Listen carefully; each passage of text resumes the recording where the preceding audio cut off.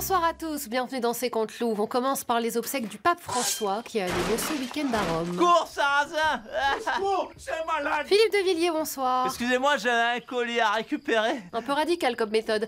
Bon, sinon, un mot sur les obsèques du pape. Oui, bon débarras, va-t'en, vieux gauchiste satanique! Bah dis donc, comment vous parlez du pape, vous qui êtes catholique pratiquant? Pardon, mais ce pape, il était pas vraiment catholique. Hein, gna gna gna, faut être gentil avec les migrants, et il faut tendre la main aux musulmans. Franchement, est-ce que ce pape est allé une seule fois à la messe de Saint-Nicolas le Chardonnay? Non, au lieu de ça, il préfère ses chers mécréants mahométans. Bon, et du coup, vous avez assisté aux funérailles quand même. Oui, et je me suis régalé en les regardant devant la télé avec un bol de popcorn. Adieu, vieil islamo-gauchiste. Ce salafiste a été enterré, je suppose, tourné vers la Mecque. Et maintenant, attendons la fumée blanche qui nous apportera le pape de nos rêves, Donald Trump ou Éric Zemmour. Alléluia. Beau programme. La fille du Premier ministre, Hélène Perlon, a donc témoigné des violences qu'elle a subies au lycée Notre-Dame de Bétarame dans un livre. François Bayrou, bonsoir. Et estime-toi heureux que je sorte pas le martinet. Excusez-moi, c'est mon directeur de cabinet de l'écologie qui est au coin parce qu'il a tiré la sonnette d'alarme de l'école. Il avait peut-être une bonne raison. Alors votre fille affirme qu'elle ne vous a jamais rien dit sur les violences qu'elle a subies. Non, ma fille ne m'a jamais rien dit et ça tombe bien parce que de toute façon, je me serais souvenu de rien. Vous savez, sur Bétarame, je me souviens pas de tout ce qu'on m'a jamais dit. C'est fou, hein? J'arrive pas à me rappeler de ce que j'ignore. Je suis un peu le Sébastien Chabal de la politique. Je me suis fait tellement défoncer dans toute ma carrière que j'ai une commotion cérébrale et me souviens plus de rien. Ouais. Et donc vous allez ordonner une enquête pour punir les responsables de l'époque? Ça non. Non, parce que si je fais ça, on va s'apercevoir que dans les responsables de l'époque, il y a moi. Du coup, ce serait ballot. Ouais. C'est vrai que ce serait ballot. Donald Trump a commencé à vendre des casquettes Trump 2028 sur son site internet.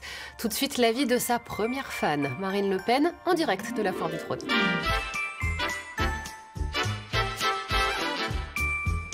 Voilà, messieurs, dames, merci à vous, bon après-midi.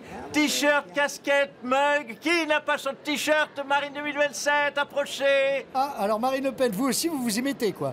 Vous avez très peu de chances de pouvoir vous présenter en 2027, hein, quand même. Oui, alors, Trump aussi, ça n'empêche pas de se faire du fric auprès de ses fans un peu naïfs. Donc je copie, voilà, je vous signale quand même que j'ai un Parlement européen à rembourser, moi. De toute façon, je vous le dis, Donald et moi, on va se présenter. Au nom de quoi on ne se présenterait pas d'abord, hein? Au nom de la loi.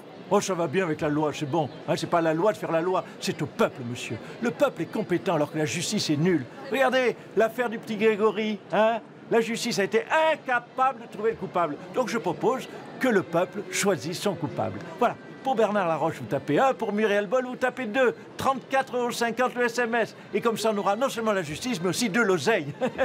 Ça, c'est la justice qui marche, monsieur. Et qui rapporte. Allez, pour parler de ce week-end chargé, le président est notre invité ce soir.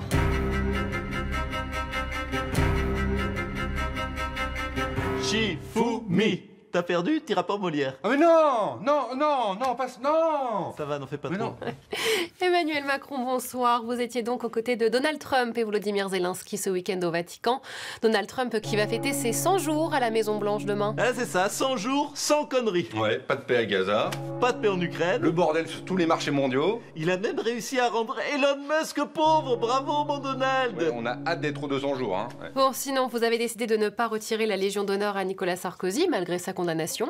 Vous savez, je voulais aussi que Depardieu la garde, alors je suis pas à ça près, hein. Je suis comme ça, je suis un sentimental avec moi. Sarko, voilà, garde sa Légion d'honneur. Oui, Bayrou garde son poste de Premier ministre aussi. Voilà, avec moi on garde tout. Nicolas Sarkozy doit être content. Joue-moi 2000 sur le match. Bon, sur PSG. Non, sur Arsenal. Arsenal? Bah oui, comme ça, si le PSG gagne, je m'en fous des 2000, et puis au moins, s'ils perdent, j'aurais gagné de l'oseille. Monsieur Sarkozy, vous êtes content de garder votre Légion d'honneur? Mais heureusement. Et puis quoi encore? Pourquoi pas la déchéance de la nationalité pendant que vous y êtes, hein? Ou aussi m'envoyer à Saint-Pierre-et-Miquelon, c'est ça? Non, moi je voudrais revenir sur cette info qui me choque. Bayrou a menti. Voilà, moi qui suis un honnête homme honnête, hein, qui a l'honnêteté, vous le savez, chevillée au bracelet électronique, hein, apprendre que le Premier ministre est un menteur, eh bien ça me fait quelque chose. Donc je le dis, en tôle Bayrou. Et maintenant je vais vous dire une chose, pourquoi maintenant qu'il a dit en 2012 que Hollande était meilleur que moi? Il avait encore menti aux Français.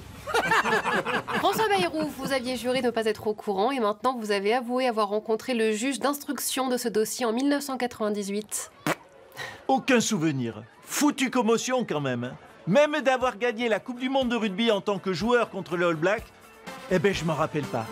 Et en même temps, c'est un ballon de basket. Ah ben, vous voyez, vous me l'apprenez. Imparable comme défense. Allez, salut à tous. Do you remember?